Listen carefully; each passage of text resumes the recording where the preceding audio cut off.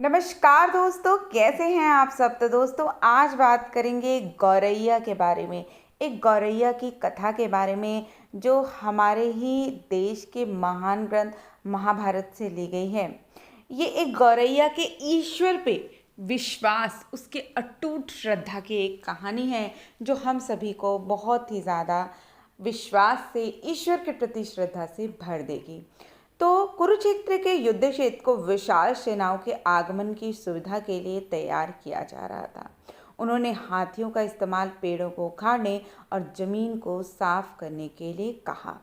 ऐसे ही एक पेड़ पर एक गौरैया अपने 4 बच्चों के साथ रहती थी।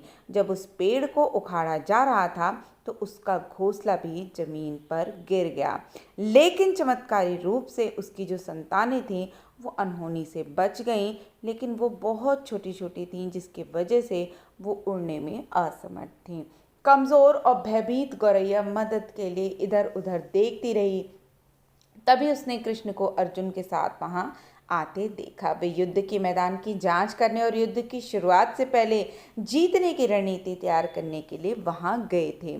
उसने कृष्ण के रथ तक पहुंचने के लिए अपने छोटे पंख फड़फड़ाए और किसी प्रकार श्री कृष्ण के पास पहुंची और बोले, हे कृष्ण, कृपया मेरे बच्चों को बचाएं, क्योंकि लड़ाई शुरू होने पे कल उन्हें कुचल दिया जाएगा। सर्वव्यापी भगवान बोले, मैं तुम्हारी बात सुन रहा हूँ, लेकिन मैं प्रकृति के कानून में हस्तक्षेप नहीं कर सकता। गौरैया ने ही कहा कि हे भगवान, मैं जानती हूँ कि आप ही मेरे उद्धार करता हैं। मैं अपने आप को, अपने बच्चों के भाग्य को आपके हाथों में सौंपती हूँ। अब यह आपके ऊपर है कि आप उन्हें मारते हैं या हमें बचाते हैं।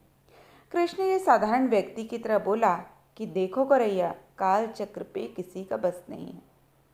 इस बात को सुनकर गौरैया ने घबराई नहीं, विश्वास से और श्रद्धा के साथ बोली, प्रभु आप कैसे करेंगे, क्या करेंगे वो मैं नहीं जानती। आप स्वयं काल के नियंता, और यह मुझे पता है कि मैं सारी स्थिति व परिस्थिति व स्वयं को व अपने परिवार सहित आपको समर्पित करती हूँ। अब ये आप जाने कि मेरा क्या होगा। भगवान बोले, ठीक है, अपने घोंसले में कुछ दिनों के लिए तुम खाने का संग्रह कर लो। और इसके बाद श्री कृष्ण आगे चले गए। गौरैया और श्री कृष्ण के संवाद से अनभिज्ञ अर्जुन तो गौरैया को दूर भगाने की ही कोशिश करते रहे। गौरैया ने अपने पंखों को कुछ मिनटों के लिए फुलाया, फिर अपने घोंसले में वापस चली गई। 2 दिन बाद शंख के उद्घोष से युद्ध शुरू होने की घोषणा हो गई। कृष्ण ने अर्जुन से कहा कि हे अर्जुन, तुम अपने धनुष और बाण मुझे दे दो। अब अर्जुन चौंक गए, क्योंकि कृष्ण ने युद्ध में कोई भी हथियार नहीं उठाने की शपथ ली थी। इसके अतिरिक्त अर्जुन खुद को भी बहुत बड़ा धनुर्धर मानते थे। तो उन्होंने भगवान से कहा कि मुझे अपने पर पूर्ण विश्वास है और मेरे तीरों के लिए कुछ भी अभेद्य नहीं है। लेकिन कृष्ण कुछ भी नहीं बोले। उन्होंने चुपचाप अर्जुन से धनुष लेकर एक हाथी को निशाना बनाया, लेकिन हाथी को मार के नीचे गिराने के बजाय वो जो तीर था वो हाथी के गले की घंटी में जा टकराया और एक चिंगारी से उड़ गई। अर्जुन ये देखकर अपनी हंसी नहीं रोक पाए कि कृष्ण एक आसान सा निशाना तक चूक गए। क्या मैं प्रयास करूं? उसने स्वयं को प्रस्तुत किया। लेकिन अर्जुन की प्रतिक्रिया को नज़रअंदाज करते हुए कृष्ण ने उन्हें धनुष वापस दिया और कहा कि कोई और कार्रवाई आवश्यक नहीं है। लेकिन केशव, तुमने हाथी को क्यों तीर मारा? अर्जुन ने पूछा। क्योंकि इस हाथी ने उस गौरैया के आश्रय, उसके घोंसले को, जो कि एक पेड़ पे था, उसको गिरा दिया था। कौन सी गौरैया? अर्जुन ने पूछा।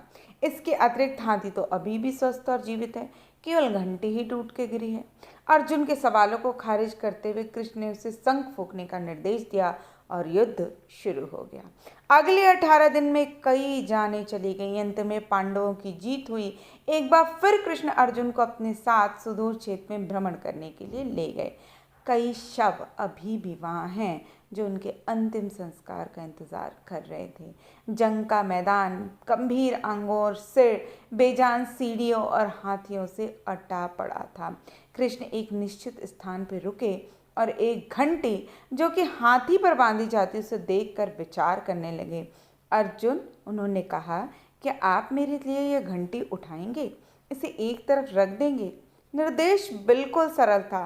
परंतु अर्जुन की समझ में नहीं आया। आखिरकार विशाल मैदान में जहाँ बहुत सी अन्य चीज़ों को साफ करने की जरूरत थी, कृष्ण ने उसे धातु के एक टुकड़े को रास्ते से हटाने के लिए कहा। क्यों कहा? उसने प्रश्नवाचक दृष्टि से उनकी ओर देखा। हाँ, यह घंटी, कृष्ण ने दोहराया, यह वही घंटी है जो हाथी की गर्दन पे पड़ी थी, जिस पर मैंने तीर मारा था।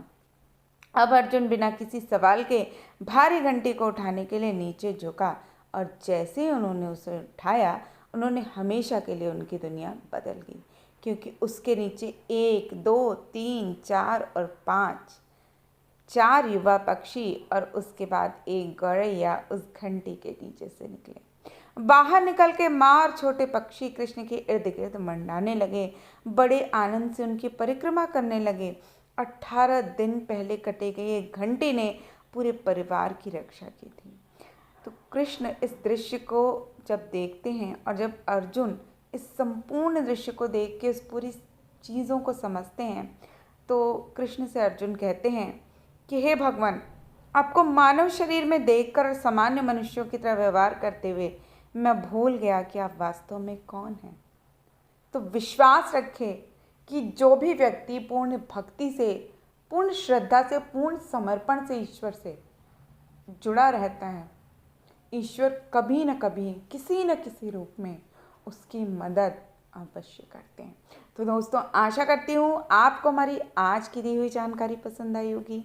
ऐसी रोचक जानकारियों के लिए कृपया आप हमारे चैनल को लाइक, सब्सक्राइब और शेयर अवश्य करें। तब तक के लिए दोस्तों, नमस्कार।